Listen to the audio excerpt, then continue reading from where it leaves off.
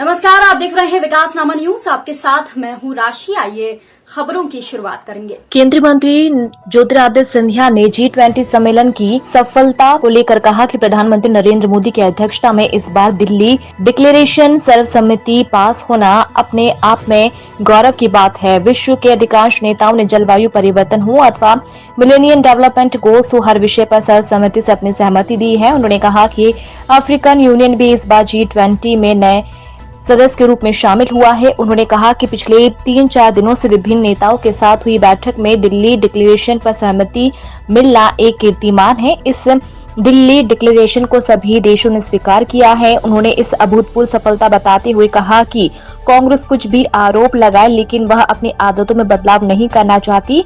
अब ये देश को आजाद करने वाले कांग्रेस पार्टी नहीं रही। देश की जनता भलीभांति कांग्रेस की नियत और नीति को समझ चुकी है। विश्व में भारत के गौरव के समय को कलंकित करने का काम कांग्रेस कर रही है। उन्होंने कांग्रेस के प्रदेश अध्यक्ष कमलनाथ के बयान पर अपनी प्रतिक्रिया देते हुए कहा कि कांग्रेस को देश की जनता कई बार जवाब दे चुकी है, लेकिन वह कुछ सीखना नहीं चाहती। एक ऐतिहासिक G20 रही है। दिल्ली डिक्लेरेशन जो कई मायने में विशेषज्ञों कहते थे कि कई G20 में डिक्लेरेशन संभव नहीं हो पाया है क्योंकि अलग अलग मत होते हैं। इस बार G20 में प्रधानमंत्री जी की अध्यक्षता में, भारत की अध्यक्षता में दिल्ली डिक्लेरेशन भी 20 देश और अफ्रीका यूनियन का जो प्रतिनिधित्व को इस बार G20 में प्रवेश करवा दिया है। सभी ने मिलकर दिल्ली डिक्लेरेशन पर अपनी अमीट छाप छोड़ी है। विश्व के सामने जितनी भी चुनौतियां हैं, चाहे वो जलवायु परिवर्तन हो, चाहे वो मिलेनियम डेवलपमेंट गोल्स हो, चाहे वो युद्ध की स्थिति हो, हर चीज़ पर इन 20 और अफ्रीका यूनियन सभी देशों ने सर्वसम्मति के साथ दिल्ली डिक्लेरेशन पारित की।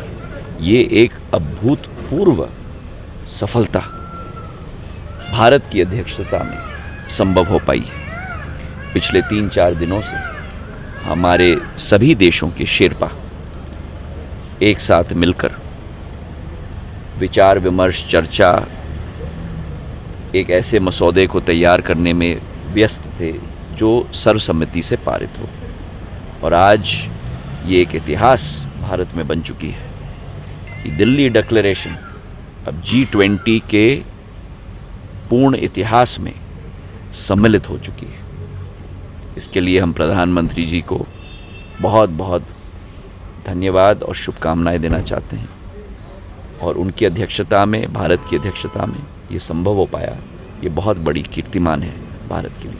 G20 की तुलना कमलनाथ जी ने G18 से की है। G4 घोटाला 18-18 साल की सरकार। यही तो प्रॉब्लम है, यही तो प्रॉब्लम है।